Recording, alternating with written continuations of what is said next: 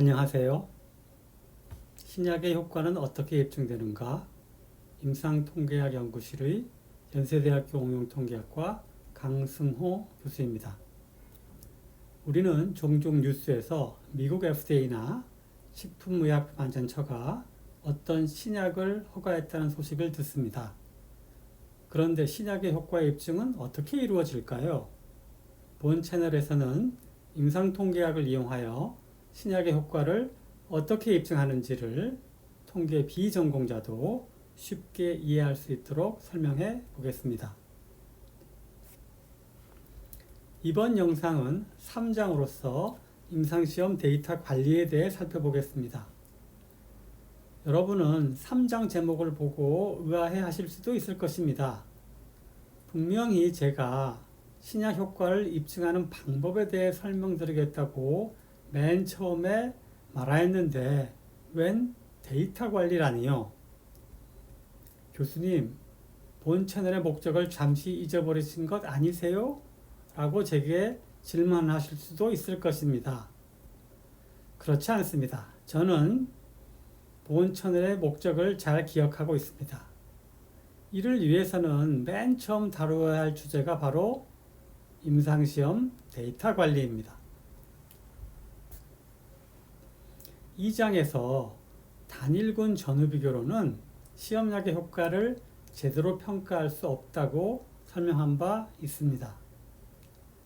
단일군 전후 비교 대신 동시대조군과 무작위 배정을 사용하는 평행 설계를 사용하여 시험군과 위약군 간의 군 간 차이를 비교하면 위약 대비 시험약의 상대적 효과를 추정할 수 있다고 강조한 바 있습니다. 혹시 제 2장 강의를 아직 듣지 않으신 분들은 본 강의를 듣기 전에 꼭 2장 강의를 먼저 들으시기 바랍니다.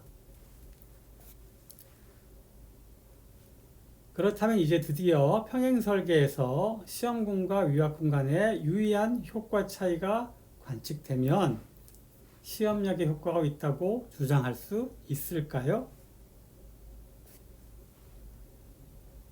예를 들어 체중감소제 임상시험에서 환자들을 시험군과 위약군 간에 무작위 배정하여 일정 기간 동안 시험군에 배정된 환자에게는 시험약을 투여하고 위약군에 배정된 환자에게는 위약을 투여한 후 임상시험 종료 시점에 시험군에서의 평균 체중 감소량은 15kg이고 위약군에서의 평균 체중 감소량은 2kg이라면 위약에 비하여 시험약은 체중 감소 효과가 있다고 주장할 수 있을까요? 15-2이므로 평균적으로 13kg 차이가 나고 있습니다. 여러분은 어떻게 생각하시나요? 시험군이 더 많이 체중이 줄었으니까 당연히 시험약의 효과가 있으리라고 생각하실 겁니다. 하지만 여기에는 매우 중요한 전제가 하나 있습니다. 그 임상시험 데이터가 정확하고 신뢰할 수 있는 데이터라는 전제입니다. 만약 데이터가 잘못 기록되었다면 어떻게 될까요? 예를 들어 보겠습니다. 어떤 환자의 체중 감소량이 실제로는 1kg이었다고 가정해 보겠습니다. 그런데 데이터 입력 과정에서 실수나 고의로 0이 하나 더 붙어서 10kg으로 기록된다고 하면 어떻게 될까요? 이 단 한 번의 입력 오류만으로 임상시험 결과 전체가 바뀔 수도 있습니다. 즉, 시험약이 실제로는 효과가 없는데도 마치 매우 효과가 큰 것처럼 보일 수도 있습니다. 물론 임상시험 종사자들은 매우 높은 윤리의식을 가지고 일을 합니다. 하지만 이렇게 중요한 문제를 단순히 사람의 양심에만 맡길 수는 없습니다. 그 이유는 두 가지입니다. 첫째, 임상시험 결과는 나중에 수백만 명의 환자들이 복용하게 될 신약의 허가 여부를 결정하기 때문입니다. 만약 자료 오류로 실제로는 효과가 없는 약이 시판 허가를 받게 된다면 환자들의 건강과 생명에 큰 피해가 발생할 수 있습니다. 둘째, 신약이 허가되면 해당 제약회사에는 막대한 경제적 이익이 발생합니다. 물론 대부분의 연구자와 기업은 윤리적으로 행동합니다. 그러나 인간 사회에서는 항상 오류와 유혹의 가능성이 존재합니다. 우리가 주변의 모든 사람들이 착하고 법을 잘 지키며 사는 것 같지만 세상에는 사기꾼과 절도범이 늘 있는 것과 같은 이치라고 말할 수 있습니다. 그래서 우리는 우리 주변 사람들이 모두 착하지만 그래도 꼭 경찰이 있어야 되는 거지요. 그래서 임상시험에서는 개인의 양심이 아니라 시스템으로 데이터의 신뢰성을 확보해야 합니다. 그러면 어떻게 하면 될까요? 여러분이라면 어떻게 해야 데이터의 신뢰성을 확보할 수 있을까요? 그래서 임상시험에서는 데이터가 정확하게 수집되고 기록되고 관리되는지 확인하는 매우 체계적인 과정이 필요합니다. 이 과정을 클리니컬 데이터 매니지먼트, 즉 임상시험 데이터 관리라고 합니다. 클리니컬 데이터 매니지먼트의 목적은 간단합니다. 임상시험에서 수집된 데이터가 정확하게 기록되었는지, 오류가 없는지, 의심스러운 값은 없는지 이런 것들을 체계적으로 확인하는 것입니다. 많은 분들이 이렇게 생각할 수도 있습니다. 그냥 데이터를 엑셀에 정리하면 되는 것 아닌가요? 네, 여러분도 데이터가 있으면 보통 엑셀에 정리하시죠? 하지만 임상시험에서는 엑셀을 사용하여 데이터를 관리하지 않습니다. 왜냐하면 엑셀 파일에는 누군가가 값을 수정하거나 삭제해도 나중에 누가 언제 무엇을 바꾸었는지 추적하기 어렵기 때문입니다. 그래서 임상시험에서는 데이터 수정 이력이 모두 기록되는 특별한 데이터 관리 시스템을 사용합니다. 이 시스템에서는 누가 언제 어떤 값을 왜 수정했는지 모든 기록이 남습니다. 또한 수정 이전의 값도 그대로 보존되기 때문에 필요하면 언제든지 이전 기록을 확인할 수 있습니다. 이런 과정을 통해 임상시험 데이터의 신뢰성을 확보하게 됩니다.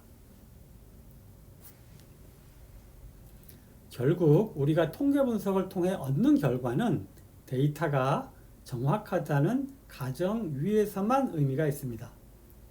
아무리 복잡하고 정교한 통계 방법을 사용하더라도 데이터가 잘못되어 있다면 결론 역시 잘못될 수밖에 없습니다.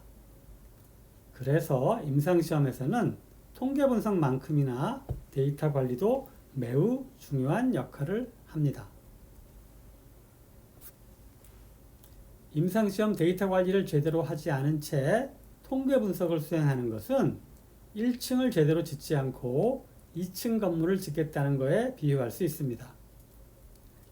1층을 제대로 짓지 않았는데 2층을 지으면 어떻게 될까요? 네, 2층이 무너지겠죠? 그래서 2층을 제대로 짓기 위해서는 1층을 제대로 짓는 것이 정말로 중요합니다. 또 한 가지 중요한 점이 있습니다. 임상시험 데이터의 신뢰성을 확보하기 위해서는 연구자와 제약회사뿐 아니라 규제기관 역시 데이터 관리의 중요성을 충분히 이해하고 있어야 합니다. 규제기관은 제출된 데이터의 신뢰성을 항상 확인해 보아야 합니다.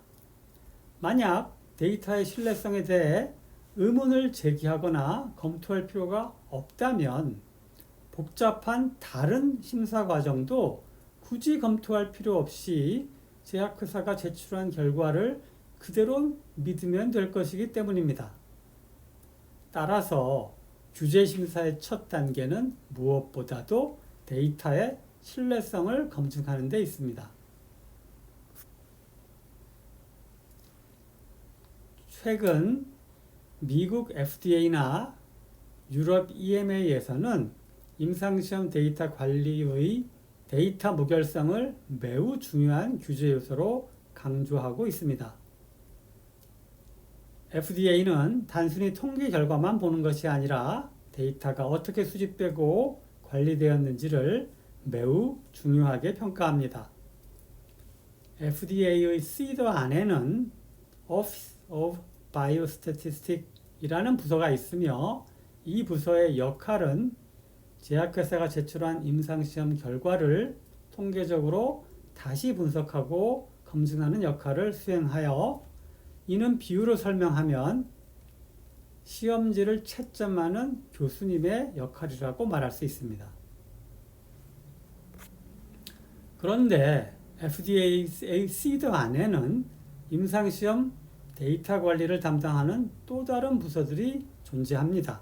예를 들어 Office of Study Integrity and Surveillance 또는 Bioresearch Monitoring Program 등입니다. 이러한 부서들은 임상시험에서 얻어진 데이터가 믿을 수 있는지 확인하는 일을 합니다. 비유로 설명하면 시험에서 부정행위가 있었는지를 확인하는 감독관의 역할이라고 볼 수 있습니다. 우리나라에서도 이러한 국제적 흐름에 맞추어 임상시험 데이터 관리에 대한 관심과 전문성이 앞으로 더욱 강화될 것으로 기대됩니다. 연구자, 제약회사, 그리고 규제기관이 함께 협력하여 임상시험 데이터의 신뢰성을 높여 나가는 것이 궁극적으로 환자 안전을 지키는 가장 중요한 기반이 될 것입니다. 결론입니다. 신약의 효과는 통계학으로 증명됩니다. 하지만 그 통계학은 신뢰할 수 있는 데이터 위에서만 의미를 가집니다. 그래서 신약 효과를 증명하는 첫 번째 단계는 통계 분석이 아니라 데이터의 신뢰성을 확보하는 것입니다. 감사합니다.